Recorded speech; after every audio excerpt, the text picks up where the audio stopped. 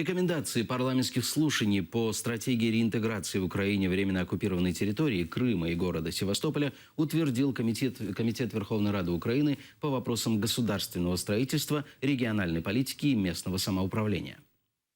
Там рекомендации к целому ряду органов, начиная Верховная Рада отменить уже полностью официально закон о свободной экономической зоне Крым, принять закон, наконец-то, о том, какую мы экономическую деятельность осуществляем с Крымом, там минимально необходимую, а какую нет, написать это нормально законом. КНБУ отменить вот это постановление о нерезидентах.